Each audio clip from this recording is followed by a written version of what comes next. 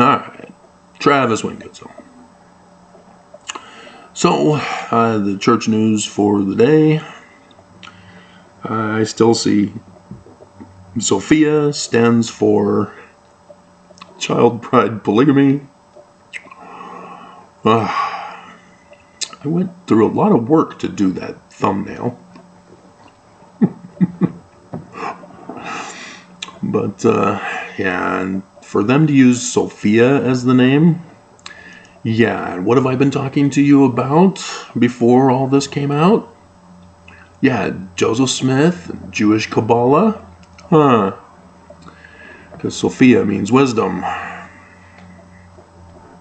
They know what they're doing, I see what they're doing, and they are pure evil. But this one, we're going to talk about the conference message, and I don't care who it was by. That's not part of this video lesson. It's, we each need a personal testimony of God's work. And so they showed Jesus talking to his followers at Jerusalem. You can see it in the background. And again, they're pushing Jesus. They're pushing literal history Jesus. That's of Constantine. And the reason why that's important is because it has everything to do with the topic of that message, and thus of the video that I'm having to correct the record for. And so, to start with, we have another one further down that was on the 26th, so yesterday.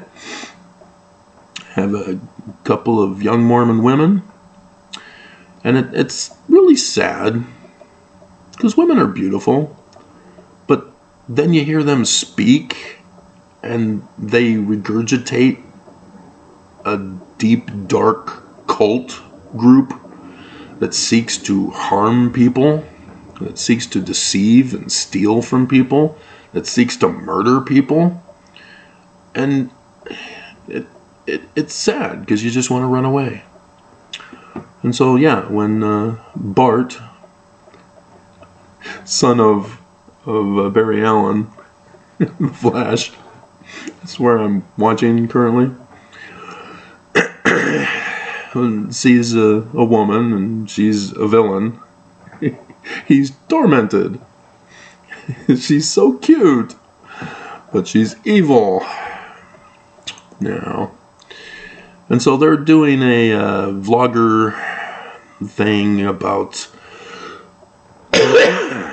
try faith, 30-day Tide Pod challenge. It shows how you can drink the Koolaid of the Church of Jesus Christ of Latter-day Saints.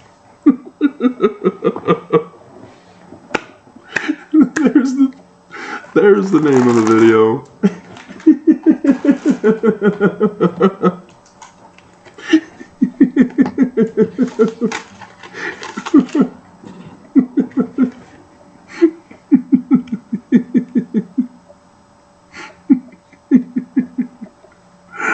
You've been warned to stay away from challenges on social media.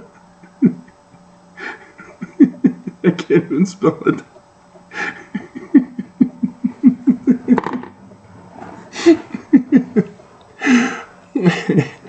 But it's a build faith in Jesus challenge.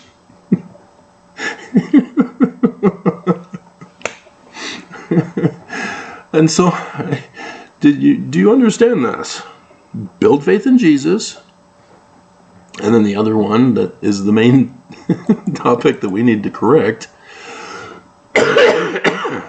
We need a personal testimony of God's work. Literal history Jesus. The church is equating testimony with faith. And that's an error. That's wrong. It's false doctrine. That's deceptive, dangerous doctrine, like a Tide Pod challenge. Don't drink the Kool-Aid. And so, yes, there's our theme song in the description below. Hymn number 666. Don't drink the Kool-Aid by accept. Which is historically informative in that one. It's so tragic, the Jim Jones cult group.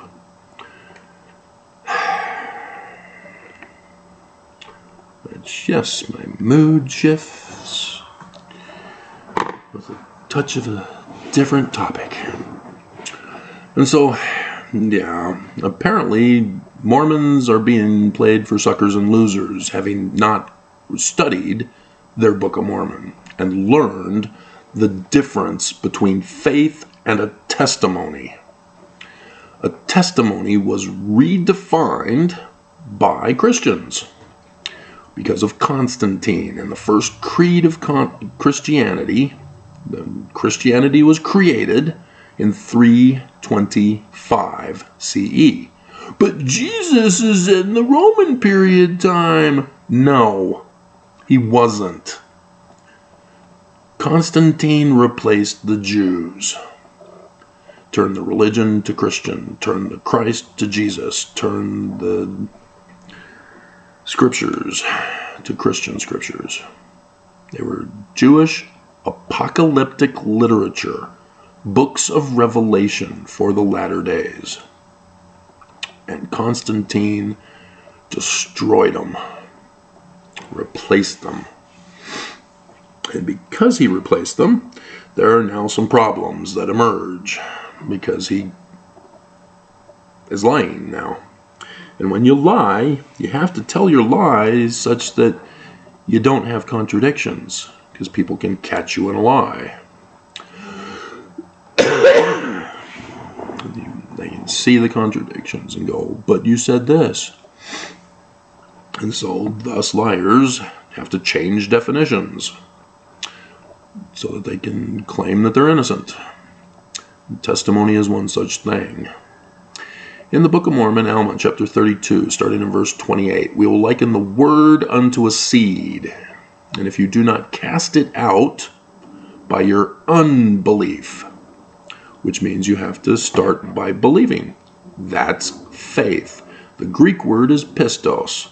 It is translated as faith in our text in the Bible, and it's also translatable as belief. Belief and faith are the same word, the same meaning. There's not some higher meaning with faith over belief. When you believe something, that's faith. It's just a different word for the same meaning. So don't create other meanings for words, such as charity. It is not a higher form of love. It is actually part of the umbrella of love. It means to give. And so, yes, the little my-made motto thing. We are daughters of a Father who loves us and we love Him, and we will enter into polygamy because we are loyal and faithful to Jesus Christ, who is our child, bride, husband, whom we pursue a regular human male to be our proxy. Now that's the Catholic nuns who've done that one, except for the proxy husband.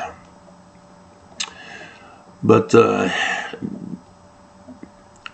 so the seed is a precept, a word. And you need to have faith in the precept when you're running a test to find out if it's true or false. And so they use the vegetation scientific theory, agronomy, to demonstrate how knowledge can be obtained. And the key thing is to produce the fruit. If you cannot produce the fruit from the seed, whether it's because you neglected to take care of the seed and plant it, or whether you let the storms destroy it, or forgot to take care of it, the seed will produce after its kind. An apple seed will only produce apples. There is no magic mutation that will magically turn an apple seed into an orange seed or a mustard seed or any other kind of seed to produce those fruits. When you plant an apple seed, you will only get an apple.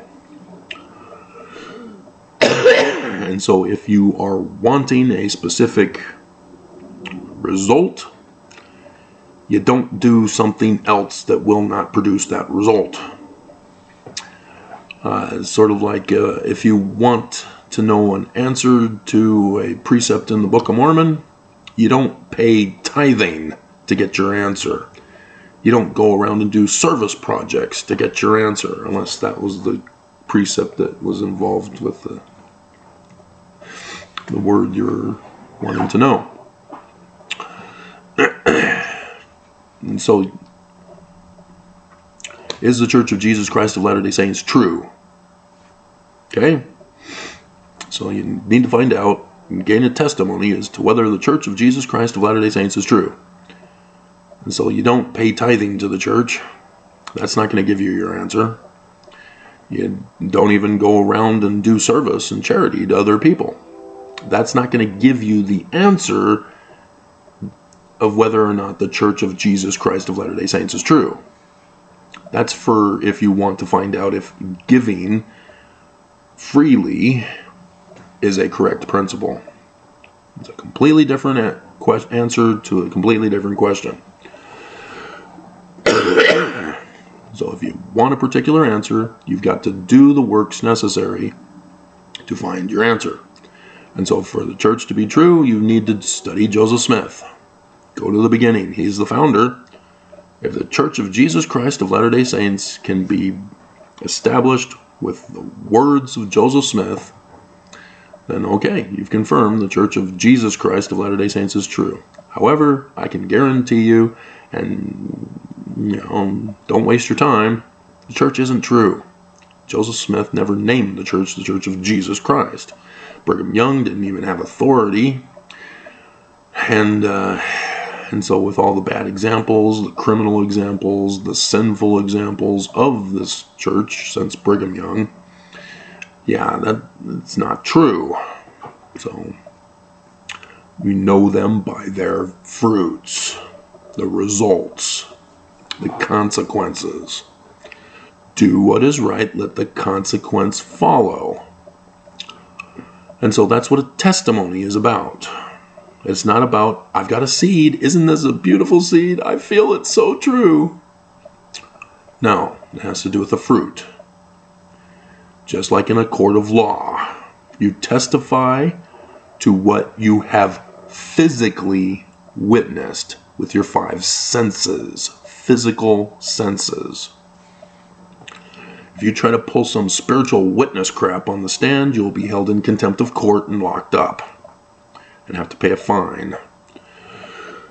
That kind of nonsense does not hold in a court of law. And it doesn't hold in reality, in your life. Because people are going to look at you and go, wow, that person is way out. They must be doing drugs. And so kids, the moral of the story, don't do drugs. You'll become a Mormon.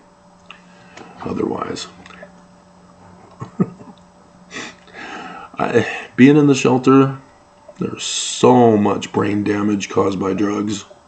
It's sad. Literally sad. You just want to cry for all those guys that are just damaged because of drugs. And the state of Utah refuses to help them. They put them with psychologists instead of the medical doctors that they need, and physiotherapists that are better suited to meet their needs, to help them try to regain some mobility and get back motor functioning and other functioning to live on their own again. But they just perpetuate the problem by putting them with psychologists because they're anti-science. And so that's what a testimony is. You have witnessed the fruit of the precept, the word. And you now know whether it's false or true. And that's what you're testifying again about. And so a testimony meeting, yeah, that's what you're supposed to be doing. You're not supposed to share your feelings. You're not supposed to have a thankamony or a gratitude-amony or crying. None of that is the spirit. None of that is a testimony. And I understand there's a bingo card. I still have yet to see it online. So I can obtain a copy of it. But not a single one of you ever in my life as a Mormon have ever given an actual testimony. Ever. The closest was Grace. A little teenage girl who I apparently didn't know she's in the wrong church. So, but yeah, her dad became the bishop. But before he became the bishop, I was sitting with him as she gave her testimony, because he was the high priest group leader, and came in later and wasn't able to sit with the family. And so I turned to him and I said, "You've done well." She gave an excellent testimony. And I think he thought I was creeping on her. But, dear God, because he certainly doesn't have a testimony. So I don't know where Grace got it from. She must have done it from her own study, which is a naughty no-no in the church, because I did that, and look what the church did to me. And so, yes, that is a testimony, not a spiritual witness of faith. And so my peace I give unto you, that's magic. That's not what we believe. That's not what Joseph Smith taught. It's not what the Book of Mormon teaches. They lied to you. They teach and preach contrary to the very scriptures they say are the foundation of our church. Joseph Smith, the founder. And yet they don't even preach Joseph Smith. They don't preach the Book of Mormon. They preach their own thing. Under the guise that it's all about Jesus. Joseph Smith and the Book of Mormon, yay, they're all one and the same. They lie. And so, no, you don't get peace with a spiritual witness. That's called emotional manipulation. It's a psychology thing. And that's what they're trying to do to you. That's the prophetic message. He's trying to groom you to be involved in his Koolaid drinking. Because the last thing you need during a time of trauma is for people to tell you to believe in Jesus. They need physical security, physical resolutions. And when they get that, then they will be at peace. You have a school shooting, you don't send in the psychos. Get them away from the children. You lock up the person who did it. You punish him according to his crimes. And you make sure that the children are given the medical attention that they need. And if it was a situation where it was another student who, because his parents were poor, he was being picked on and bullied by kids at school, well, there we need to fix the government and we need to fix the economy so that the kids can feel at peace and feel safe attending school. And until the government does that, until the economy is fixed, there will never be peace. There will never be safety for our kids. And no Jesus magic will ever fix that. That is a con. Just like magic is a con to emotionally manipulate you. And that's why it's important to get a real physical witness to testify of. Because now you know the truth and nobody can gaslight you.